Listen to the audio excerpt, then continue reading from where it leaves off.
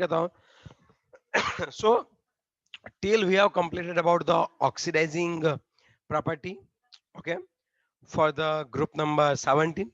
Now in group number 17, today we are just going to learn about the anomalous properties of fluorine. It's a very important, okay, it's a very important, like why fluorine shows some different behavior than other elements of that group, like fluorine, chlorine, bromine, iodine, astatine. Okay, so what will happen, this fluorine will show some different behavior.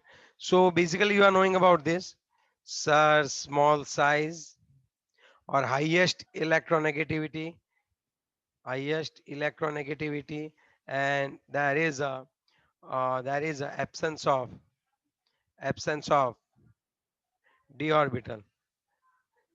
Okay, so these characteristics will make your fluorine somewhat more reactive and differ from the other elements. Yes or no? दूसरी बात, Yes. इसका E0 cell, maximum E0 cell लिख सकता हूँ, strongest oxidising agent, maximum E0 cell भी लिख सकते हैं हम लोग, है ना. और high ionisation enthalpy, small size है तो हमने ऑलरेडी लिख दिया वहां पे high ionisation enthalpy. Okay, yes और नो?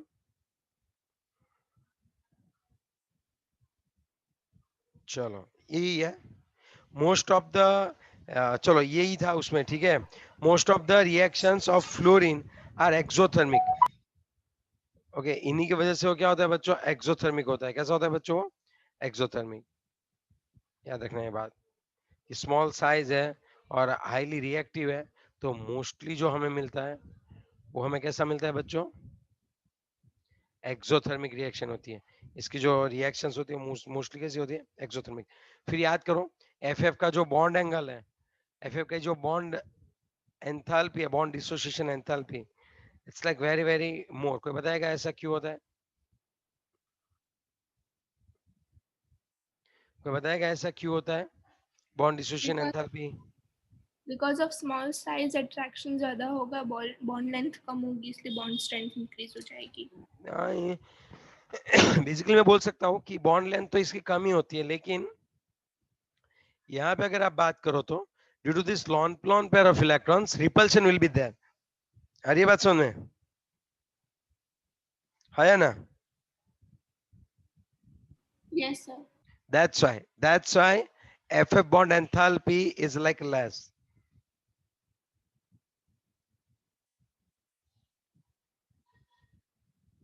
ये है ना, इसके एक और एनामोलस बिहेवियर में क्या, एक चीज याद रखो, इसका सिर्फ और सिर्फ एक ही ऑक्सो एसिड है, ये सिर्फ एक ही ऑक्सो एसिड बनाता है HOF. बाकी सब जो होते हैं वो अनस्टेबल होते हैं, सिर्फ एक ही ऑक्सो एसिड बनाता है. जबकि क्लोरीन की बात करें तो HClO, HClO2, HClO3 and HClO4 इतने सारे ऑक्सो एसिड बना सकता है. लेकिन हमारा फ्लोरीन तो सिर्फ और सिर्फ एक ही ऑक्सो एसिड बनाता है, HOF. कोई बताएगा इसमें ऑक्सीजन का ऑक्सीडेशन स्टेट कितना रहता होगा in HOF? What is the oxidation state of oxygen? Just please tell me, I just want to know about it. आना चाहिए, इंपॉर्टेंट था. किसी ने यहाँ पे मुझे मैसेज करके भेजा है और लिखा हुआ है जीरो. सही बात है, क्या आएगा, जीरो. कैसे? Fluorine -1, hydrogen +1. So finally oxidation number of oxygen is zero. So please इसको नोट डाउन करो as MCQ. It's a very important point. Okay, next thing is that, चलो इसी के एनामोलस बिहेवियर में एक ये वाला हो गया ऑक्सो एसिड वाला, और एक हो जाएगा गिव रीजन. आपके पास जो HF होता है, HF is in liquid form. बाकी HCl जो है, HBr, HI, वो सभी जो है वो लिक्विड फॉर्म में नहीं होते. HF is in liquid form. Okay, what will be the main reason? Tell me, please tell me. What will be the main reason? Tell me. And yes, very good. I just got answer in chat. Okay, ये होता है due to hydrogen bond. ये होता है due to hydrogen bond. HF is in a liquid state. बाकी सबके जो hydride है, हाइड्रोजन हैलाइड्स है, वो गैसियस फॉर्म में, लेकिन HF लिक्विड फॉर्म में. And strong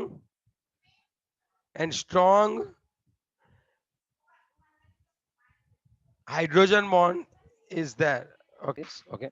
So as we are knowing that HF is in a liquid form and all other are in a gaseous form due to hydrogen bonds. Okay, now we will write these points in anomalous behavior of fluorine. These 2 points are very, very important. One for the HF and the another one is for HOF. That's what. Fluorine shows only one stable oxoacids, where other elements of group 17 shows more than one oxoacids. Where when we are talking about the hydrogen halides, HF is in a liquid form due to high hydrogen bonding, where other all are in a gaseous form. That's what. Okay. So now let's reactivity towards the hydrogen. Reactivity towards hydrogen. Once again, we are just talking about the hydrogen halides only. As we are knowing that, we have a fluorine, chlorine, bromine, and iodine. They all will react with the hydrogen to form HF. It's like HF, HCl, HBr, and HI. Okay? Yes or no? Yes, sir. Okay, so mainly they are asking MCQs from this question, and it's all about acidity. Okay, can anyone just tell me about the acidic properties of these hydrogen halides?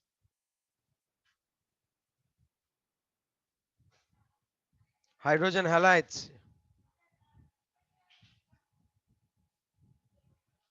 Which one is a more acidic in nature? HF or HI? HI. Yes. हमने देखा था कि acidic characteristic में हम देखते हैं अगर एक ही क्या है एक ही पीरियड है तो एक ही पीरियड में हम लोग इलेक्ट्रोनेगेटिविटी देखते हैं और ऊपर से नीचे जाते हैं तब हम एटम की साइज देखते हैं. Are you getting this point? Yes और नो? याद आ रहा है आपको? 11th में हमने पढ़ा था. सो एसिडिक प्रॉपर्टी में हम लोग यही लिखने वाले हैं. ओके, और अगर हम लोग बात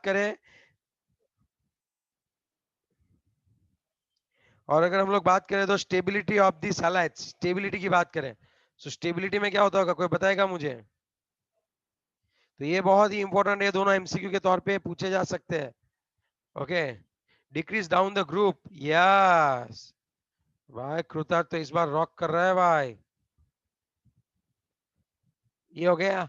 तो ऐसे पूछ लेते हैं. अब आप क्या कंफ्यूज हो जाते हो? एसिडिक प्रॉपर्टी है कि स्टेबिलिटी पूछी हुई? अरे यार छोटी सी बात है, एसिडिटी में H प्लस क्रिएट करना होता है. HF जो होते हैं वो बहुत ही स्टेबल होते हैं, दोनों छोटे छोटे होते हैं, नजदीक नजदीक बैठ गए हैं. लेकिन जब HI की बात करें सो बॉन्ड लेंथ बहुत ज्यादा बढ़ जाती है, तो बॉन्ड वीक होता है तो H प्लस इजिली निकल जाता है और वो लेस स्टेबल होते हैं. तो ऐसा सोचो ना थोड़ा ही, है ना? है ना? Yes, yes, sir. हाँ. फिर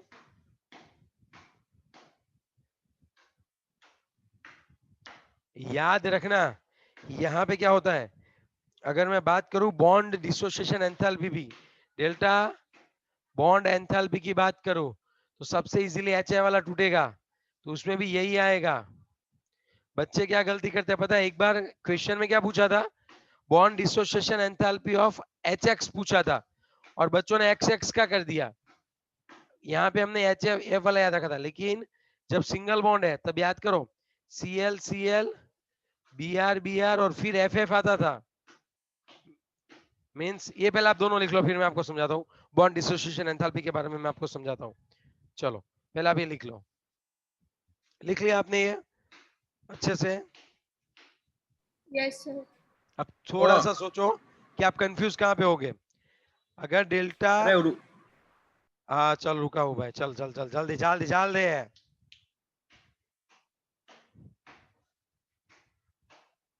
बस चलो हो गया. ओके,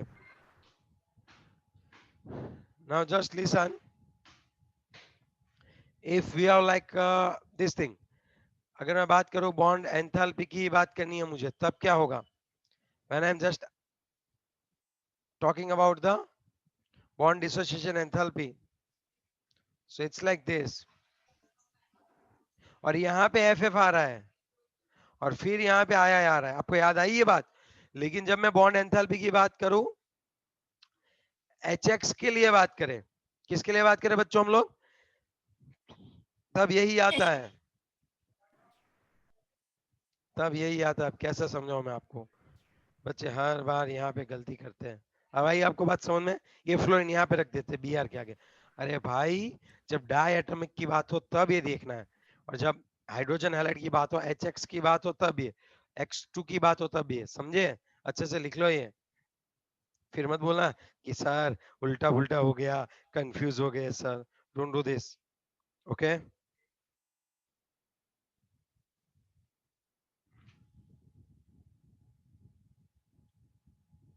हो गया सर। ओके चलो, अब हम किसकी बात करने वाले हैं? इसके बाद हम किसकी बात करने वाले हैं? Reactivity towards Oxygen. What? Oxygen. Okay, oxygen, पाए ऑक्सीजन से प्रणाम करो। फ्लोरीन, क्लोरीन, ब्रोमीन, आयोडीन, और सामने खड़ा है ऑक्सीजन। पहले से पैराग्राफ में 1 बाय 1 स्टार्ट करेंगे, ठीक है ना भाई? कैसे स्टार्ट करेंगे? 1 बाय 1। पहला लेते हैं फ्लोरीन से। चलो फ्लोरीन की ऑक्सीजन के साथ रिएक्शन करवाते हैं। सर यहाँ पे दो ही मिलते हैं आपको, OF2 और O2F2, और इसमें भी थर्मली स्टेबल तो एक ही है, OF2। थर्मली स्टेबल कौन है बच्चों? OF2 ही थर्मली स्टेबल है, ये अनस्टेबल है। तो इसका यूज कहाँ पे होता है? It is used as a fluorinating agent.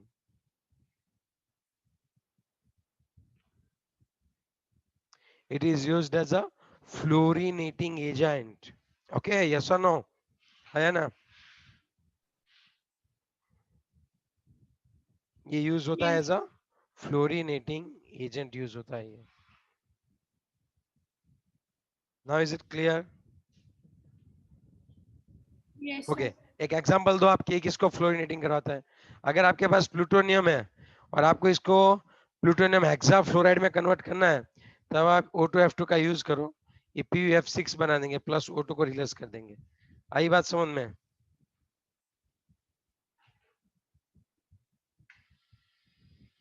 कहीं पे भी न्यूक्लियर को हटाना, जब प्लूटोनियम को हटाना होता है ना, तब ये क्या करते हैं, उसके O2F2 के साथ रिएक्शन करवा देते हैं, तो ये गैसियस फॉर्म में निकल जाता है।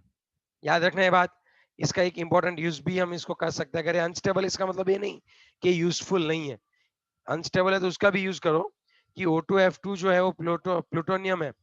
जब न्यूक्लियर डिसइंटीग्रेशन होता है, तब जो प्लूटोनियम बनते हैं, तो प्लूटोनियम को हटाने के लिए उसको फ्लोरीनेटिंग करते हैं, और फ्लोरीनेटिंग एजेंट की तरह O2F2 यूज होता है। चलो fluorine completed. Now is it clear? और Yes, दूसरी sir. बात, यहाँ पे ऑक्सीजन से ज्यादा फ्लोरीन इलेक्ट्रोनेगेटिव है, तो ऑक्सीजन +2 और +1 आएगा।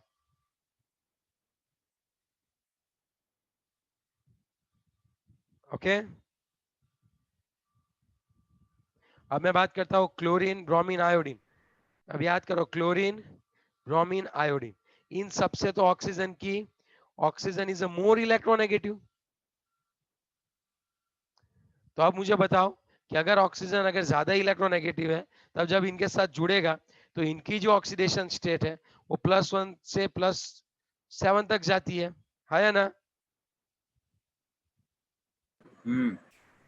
ओके, अब उसकी स्टेबिलिटी की बात करें, स्टेबिलिटी ऑफ हैलोजन ऑक्साइड, तो याद रखना प्लस वाला ये ज्यादा स्टेबल होता है। तो आयोडीन, क्लोरीन एंड ब्रोमीन होते हैं। ये हायर मोलिकुलर वाले होते हैं ना, higher oxides of halogen tend to be more stable than the lower one. ये देखो ICl, Br, आई जो है वो ज्यादा स्टेबल होता है। अभी मैं एक और बात और करता हूँ आपसे।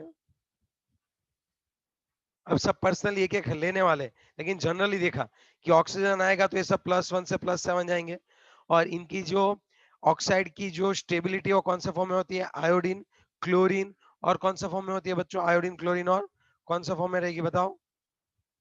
ब्रोमीन के फॉर्म में रहती है या ना? Yes. ओके, यही बात बनती है। ओके, चलो, ओके क्लियर, और आगे बढ़े।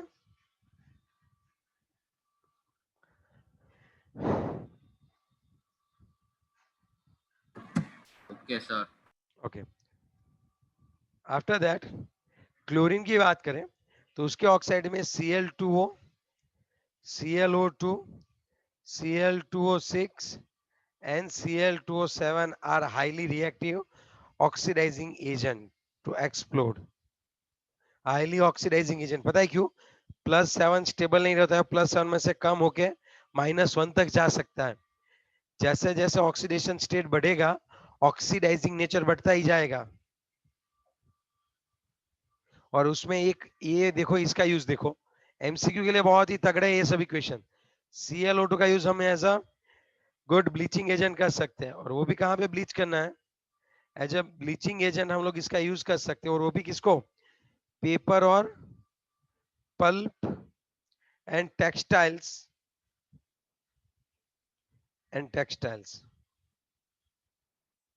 इन सभी जगह पे as a bleaching agent use होता है।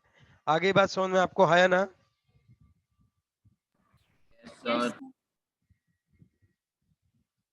चलो क्लियर? Yes, sir. ओके, चलो बात करते हैं ब्रोमीन की। ओके, Cl की क्या बात की सर? Cl2O होता है, ClO2 होता है, Cl2O6 होता है और Cl2O7 होता है। सभी अच्छे ऑक्सीडाइजिंग एजेंट है, ये ब्लीचिंग एजेंट की तरह काम करता है। तो यहाँ पे पूछ सकते हैं from following which one is a good bleaching agent in pulp industry, तब आएगा ClO2। याद रखना है बात। और उसी तरह हम लोग बात करें ब्रोमीन के बारे में, तो Br2O, BrO2 and BrO3 are the least stable halogen oxides. Sir हाँ बोलो। કાઈ નહીં, પછી આવતા લેક્ચરમાં કહું સ્ટાર્ટ. हाँ okay, least stable oxide at a low temperature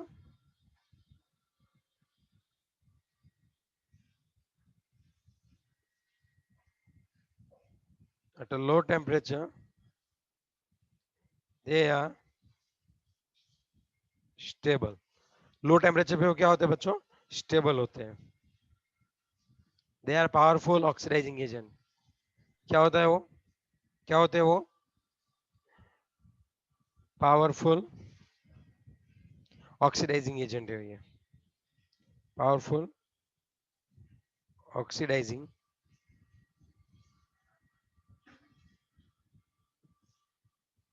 चलो ये हो गया इतना।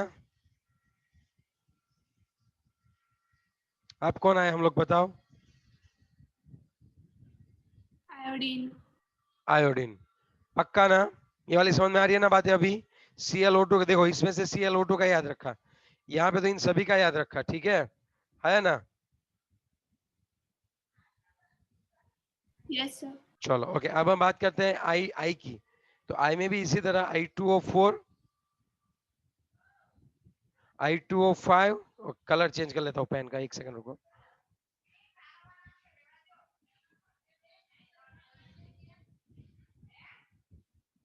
I2O4,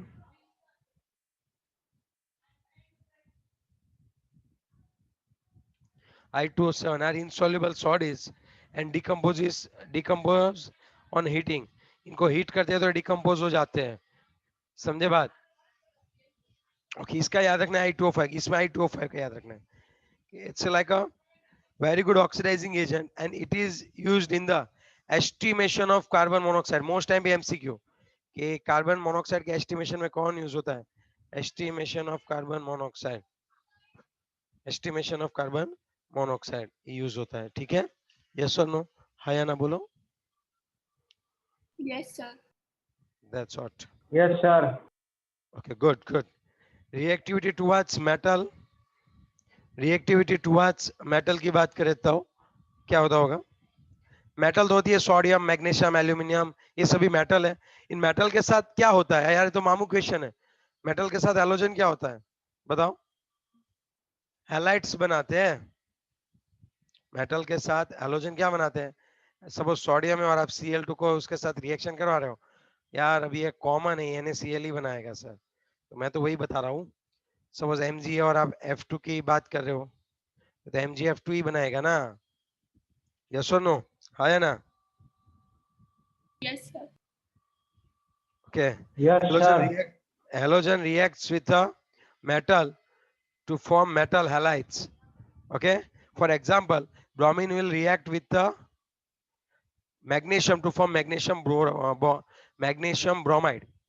अब अगर मैं बात करूं तो आयोनिक कैरेक्टरिस्टिक्स की बात करूं, सपोज यहाँ पे सोडियम है, यहाँ पे फ्लोरीन है, यहाँ पे क्लोरीन है, यहाँ पे ब्रोमीन है और यहाँ पे आयोडीन है। आप मुझे बताओ क्या होता है, आयोनिक कैरेक्टरिस्टिक्स क्या होती है? ऊपर से नीचे जाएंगे आयोनिक कैरेक्टरिस्टिक्स कम होगी।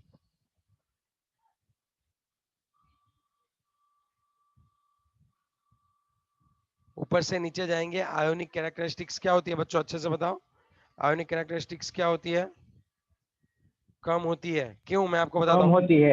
फजान्स रूल तो आपको पता ही होगा। सर नहीं याद है, ऐसा कोई रूल हमें याद नहीं है। ओके, याद है। याद है तो याद करो। सर कोवेलेंट 11 नेचर, स्टैंडर्ड में था। हाँ covalent nature is proportional to the, अच्छे से लिखता हूँ भाई ये सब। Covalent nature is proportional 1 by cation and directly proportional to the anion. Is it clear? Covalent nature. अगर ये नहीं याद है तो मैं तो एक सिंपल याद करवा सकता हूँ। सपोज सेम मेटल है, इलेक्ट्रॉन देने की टेंडेंसी तो सेम ही है, फ्लोरीन, क्लोरीन, ब्रोमीन, आयोडीन, इनकी सभी की इलेक्ट्रॉन देने की टेंडेंसी सेम है, लेकिन इनकी इलेक्ट्रॉन एक्सेप्ट करने की टेंडेंसी कैसी रहती है? डिफरेंट डिफरेंट रहती अलग है। अलग। इसकी इलेक्ट्रॉन खींचने की टेंडेंसी सबसे ज्यादा है, तो it's a more ionic and it's a less ionic. तो अगर आयोनिक कैरेक्टरिस्टिक्स की बात करें तो MF, MCl, MBr and Mi। Is it clear? Yes और नो? ये वाली बात है।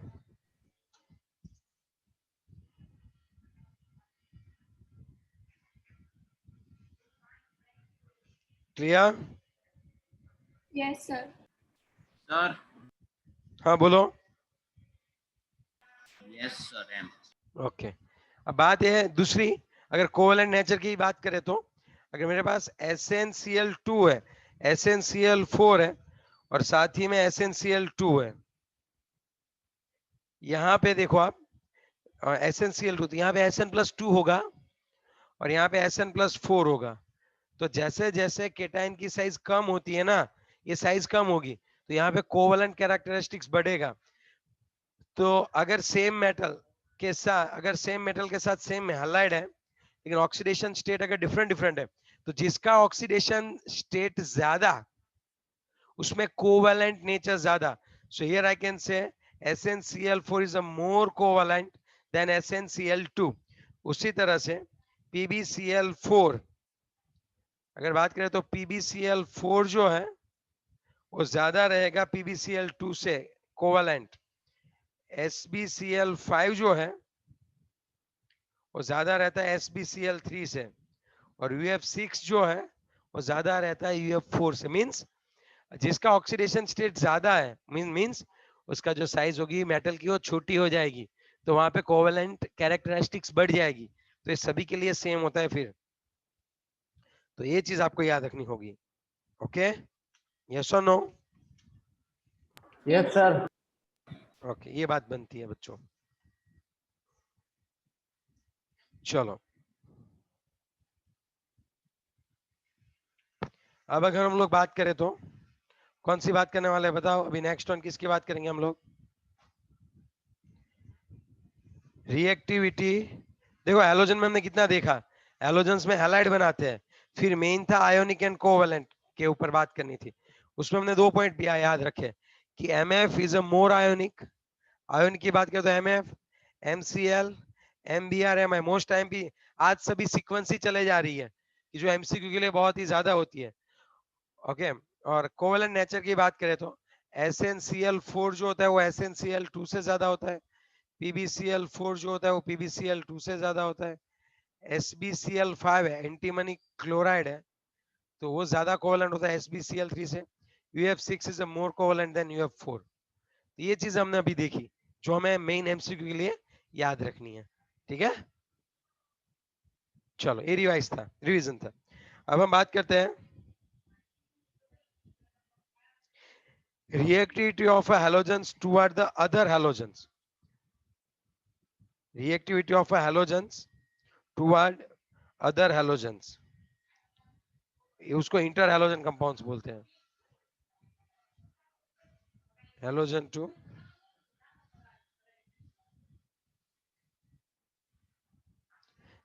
टू अदर हैलोजन, तो इसको बोलते हैं इंटर हैलोजन कंपाउंड्स। क्या बोलते हैं इनको? Inter halogens. बात ये होती है, suppose fluorine, chlorine, bromine, iodine है, तो ये सभी एक दूसरे के साथ जुड़ सकते हैं। फ्लोरीन जो है वो क्लोरीन, ब्रोमीन, आयोडीन के साथ जुड़ सकता है, यस और नो। लेकिन याद रखना x x dash 3 x dash 5 x dash 7 बन सकता है। यहाँ पे जो x है ना, x ये हम लोग क्या बोल सकते हैं, is a larger in size. Middle atom बोलते हैं ना, तो मिडल में कौन आएगा? जिसकी साइज बड़ी है। अगर मैं ऐसे बोलूं BrF3, तो इसका मतलब ये हुआ कि Br बहुत बड़ा है साइज में और उसके आसपास 3 फ्लोरीन आएंगे। समझे आप बात? ओके, तो इन सभी के लिए हमें बहुत अच्छे से 5 मार्क्स में शॉर्ट नोट देखनी है। हम आगे पढ़ने ही वाले हैं कि एक हैलोजन दूसरे हैलोजन के साथ इंटर हैलोजन कंपाउंड्स बनाते हैं, कोवेलेंट इन नेचर होते हैं, और उसमें किसकी स्टेबिलिटी ज्यादा होती है, किसकी स्टेबिलिटी कम होती है, ये सब चीजें भी हम अच्छे से देखने वाले हैं बच्चों। ओके, तो अभी फिलहाल इतना याद रखो कि एक हैलोजन दूसरे हैलोजन के साथ जो कंपाउंड्स बनाता है उसको इंटर हैलोजन कंपाउंड्स बोलते हैं। कितने टाइप के हो सकते हैं? तो छोटा वाला तो -1 ही रहेगा, एक्स डैश हर बार -1 रहेगा, सामने एक्स के ऊपर डिपेंड। अगर वो +1 है तो एक्स एक्स डैश बनाएगा। सुनो मैं आपको समझाता हूँ अच्छे से। आयोडीन है तो IF5 भी मिलेगा और IF7 भी मिलेगा। IF मिलना बहुत ही रेयर है क्योंकि आप समझ सकते हो बहुत छोटा साइज में होता है, तो इतनी नहीं बनती है। IF5 IF7 होता है, तो यहाँ पे I+5 होता है और F-1 होते हैं। एक आयोडीन के आसपास 5 फ्लोरीन मॉलिक्यूल्स जुड़ सकते हैं। IF7 में I+7 होता है, फ्लोरीन -1 होता है, मतलब एक आयोडीन के आसपास 7 फ्लोरीन जुड़ सकते हैं। तो उसी तरह से मैं बात करना चाहूंगा ClF, तो Cl+1 F-1, ClF3 Cl+3 F-1। अब ClF5 ढूंढना मुश्किल है, BrF5 आपको इजीली मिलेगा और IF7। तो जो आगे जो हम लिखते हैं वो मिडल एटम है और वो पीछे वाले से हमेशा बड़ा होता है। सो दोनों सेम हो तो उसको हैलोजन बोलते हैं। F के साथ F तो इसको हैलोजन ही बोलते हैं, Cl के साथ Cl तो इसको हैलोजन बोलते हैं। जब दो हैलोजन डिफरेंट है तो उसको इंटर हैलोजन कंपाउंड्स बोलते हैं। तब उनको क्या बोलते हैं बच्चों, हम लोग बताओ, तब हम उसको क्या बोलते हैं, अच्छे से बताओ। Inter halogen compounds. यस, चलो नाउ इज इट क्लियर? लग रहा है कि आपका क्लियर हुआ हो ऐसा। Yes, sir. Okay Yes, sir. Okay good. चलो एक बार अब हम रिज्वाइन करते हैं और फिर देखते हैं कि एग्जाम्पल क्या है, ठीक है, और फिर क्लोरीन स्टार्ट करते हैं। चलो